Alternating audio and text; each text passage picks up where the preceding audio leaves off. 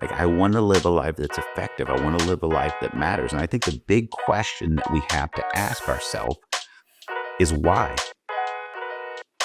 Like, that's one of the essence of this idea of the core questions is asking questions. Why do we think our life should matter? I think to get clarity on our purpose, to get clarity on who we are as human beings, we have to start asking questions about our questions. Created on purpose and for purpose. Hey everybody, welcome back to the Daron Earlewine Podcast. So stoked to have you back here on the podcast. I'm your host, Daron Earlewine. And I had a cool moment this past week. Got a chance to, I was speaking at Mercer Road Northeast, one of the local churches that I get to be a part of and speak twice a month at. And somebody came up and said, hey, been listening to the podcast and just been so inspired by what I'm learning, by what you're teaching. You're with me every day. I'm on the treadmill. And so I want to thank you for that. A listener that told me that. And if you're on the treadmill today, or you're on a road trip, or you're just hanging out around the house, wherever you consume the content, I just want to say thanks for listening to the podcast. And we're going to jump into a new series today. And the series is called The 4 Core Questions. And so it ties in with the series we just finished. If you haven't listened to this in succession, you might want to go back and listen to the four noble quests. And so you notice everything's going to have a 4 with it. And if you listen to that series, you know that we just started a new keynote speaking, coaching, and consulting company called the Rogue Collective. And we talked about the vision behind Rogue in that last series. You can go back and check it out. And what we're going to do here for the first part of 2025 is unpack the content that we're delivering to companies, corporations across the country to really stir personal and purpose development. And we talked about the kind of 2-part vision of that in the last series, is that at a baseline level, Rogue Collective is going to come in and help awaken people to become what they were born to be in the marketplace. Everybody that is walking the face of the earth, they want to know that their life matters. They want to make a difference in the world, but most people don't know how to do it and don't know who they are in the process. And so our heart and our vision is to provide them. And at the base level, if that's what happens, somebody discovers more purpose and more peace, more purpose for their life, more passion for their life. And that's wonderful. It's going to show up in better relationships, better communication, better teamwork, more productivity at work. And all of those things are important.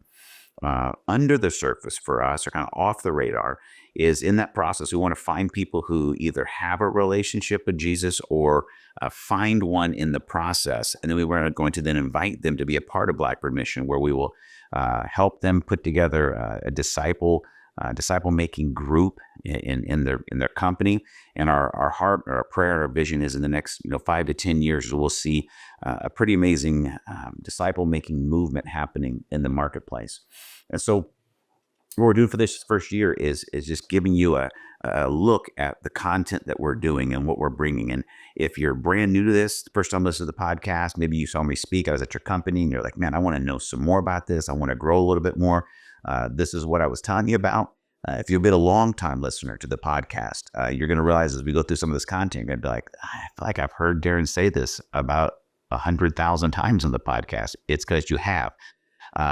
We're just repackaging a little bit in a way that it can be more effective in a lot of different sections. So this next portion is what takes us about sometimes between 4 and 8 months to go through, depending on the regularity of the meetings. But it's the next module of training, and it's called the 4 Core Questions. And so we're going to jump into that today. If you have questions, you have thoughts, you want to give me some feedback, you can always email Daron@DaronEarlewine.com or Daron@BlackbirdMission.com. Both emails work. Or you can always text us here at the podcast at 317-550-5070. All right. So let's jump into the 4 core questions. First and foremost, here's what I know about you and me is we want our life to matter.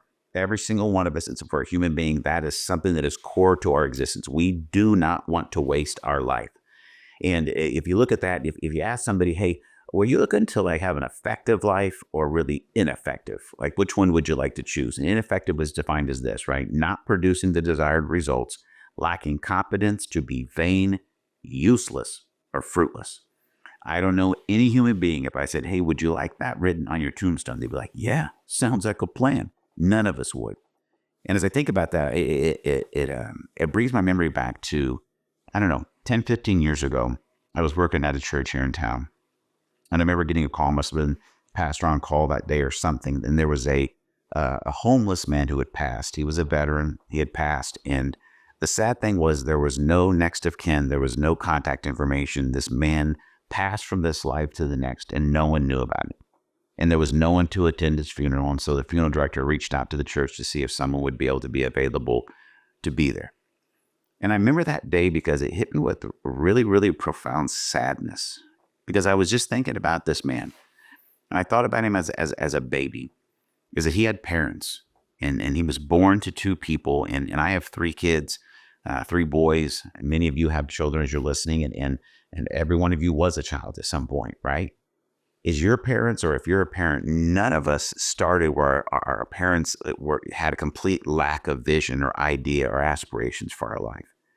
I think every single parent has great dreams for their kids. They want them to be effective. They want them to live a great life. And as we grow, we have the same desire. And it just broke my heart that day to think about this man, that there's no way that his parents, when he was born, thought he will live a life and die alone someday. And they'll have to call a random church asking some random person that doesn't know him to just be present at his funeral. In the same vein, I'm sure if I could have talked to this man when he was a fifth grader or a 12th grader, or when he entered the military, like, hey, is this how you want your life to end? I'm guessing from his parents and from him, the answer would be absolutely no. Like, I want to live a life that's effective. I want to live a life that matters. And I think the big question that we have to ask ourselves is why? Like, that's one of the essence of this idea of the core questions is asking questions. Why do we think our life should matter? I think to get clarity on our purpose, to get clarity on who we are as human beings, we have to start asking questions about our questions. Like, I have these questions, I have these things that are bothering me, that are motivating me, they're driving me forward as I'm questioning and examining my life. But why? Like, if everything's random, if we just accidentally got here on this planet and you accidentally came into being, and same thing for grass or trees or horses or planets, is everything was random, it just accidentally happened, nothingness came from nothingness, and now it's just we're nothingness, but we exist on this ball flying around in the universe. Like, well, why would you think there should be any purpose for your life? I think the reason that you feel like that your life should matter is because you were created on purpose and for a purpose. One of the core tenets of this whole podcast. We'll dig into that a little bit more, but I think this is true about every single one of us. And as we get into this, we have to begin asking questions. And then we have to ask questions about our questions to examine our life.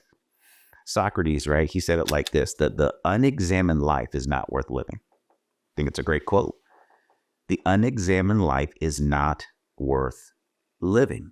We have to examine, we have to dig, we have to question, because it moves us forward, it moves us deeper, it moves us into getting closer to the target of living an effective life. Albert Einstein said it like this: the important thing is not to stop questioning, right? To always be asking questions about life. He says that this curiosity has its own reason for existing.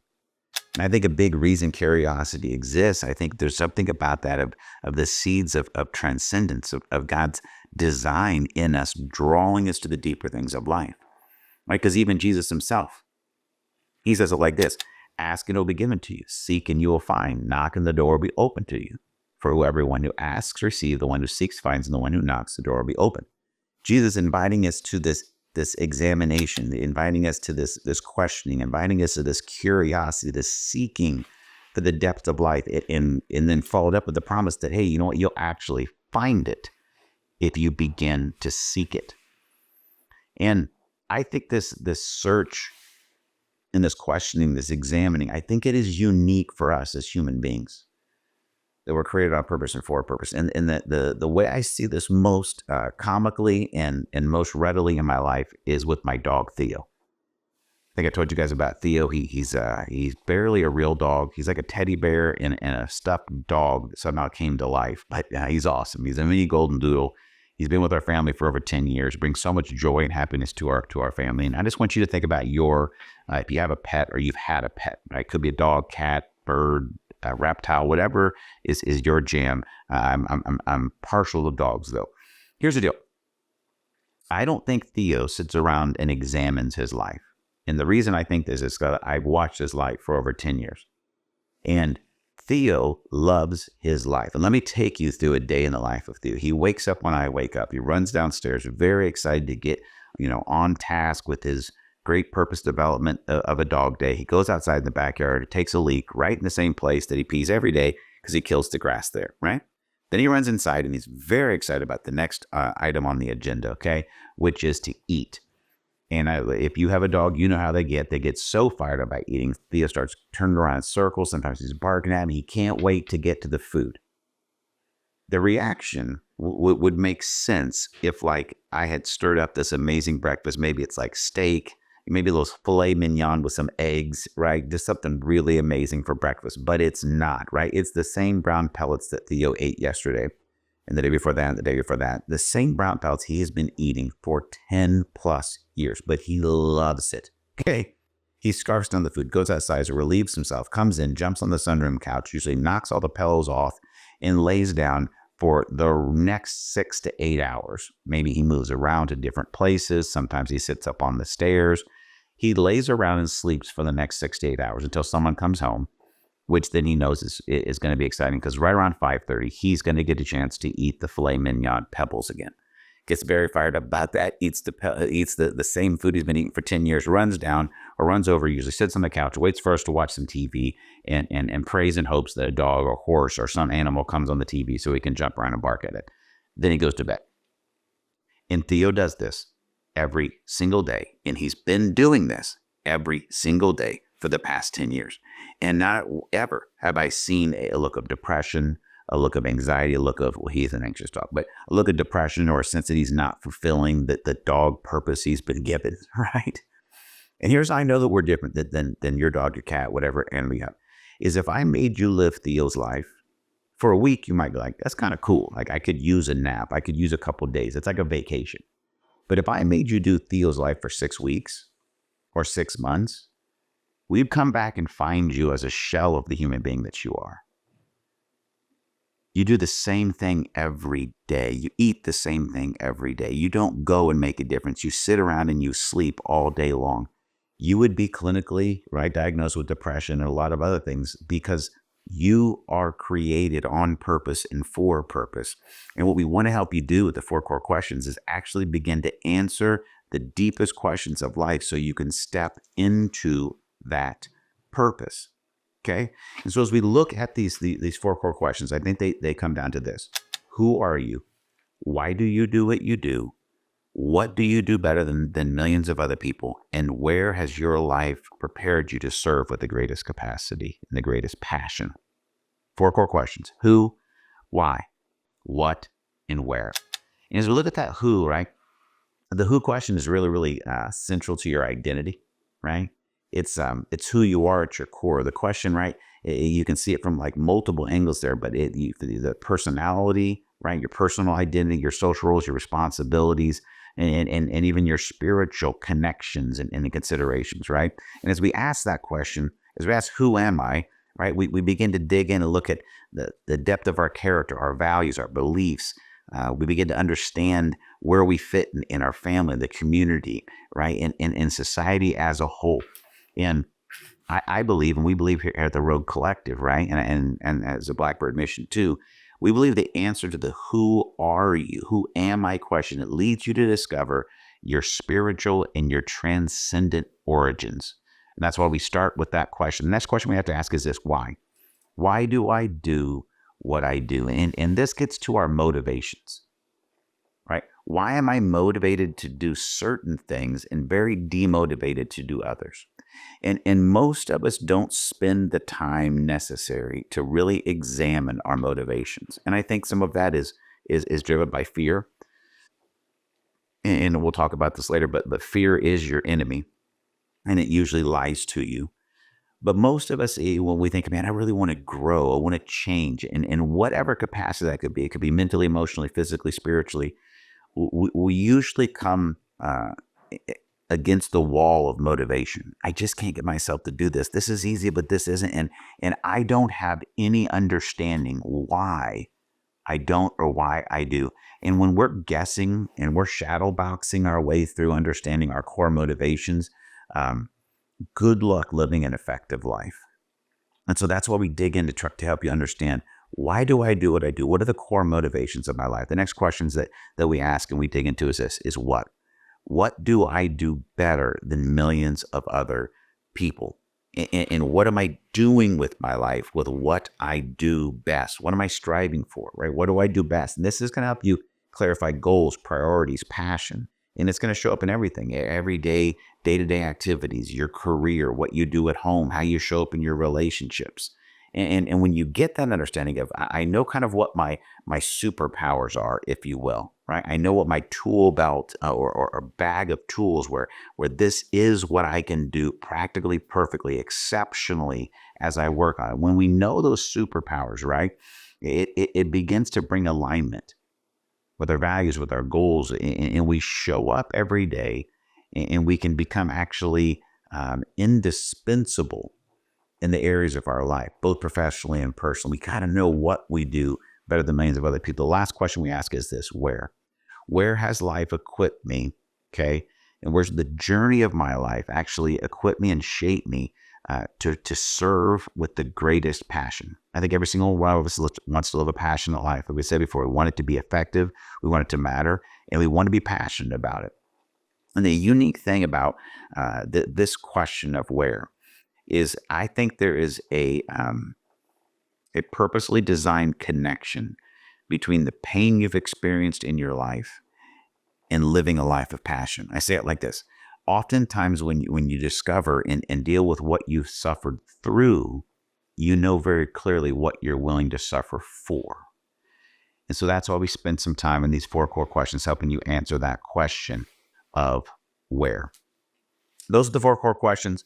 We're going to walk through them because we know that you want your life to matter. And we also know this, that when you know your worth, which you will discover as you get answers to those 4 questions, you will change your world. And I used to say this in a much more grandiose way. I would always tell people, hey, when you know your worth, you're going to change the world. And then I realized after a couple of years, I can't guarantee that result. I just can't. When you know your worth and you discover your design, you can answer these questions. I know who I am. I know why I do what I do. So I know my path for growth and development. I know what I do better than millions of other people. And I know where I want to serve to make the greatest passionate impact in the world. And you put all those together, guess what you have? A treasure trove of worth and value. You will start changing your world. I don't know if you'll change Florida. I don't know what you can do for Australia. I don't know what you can do for the world in general. I don't know if you'll solve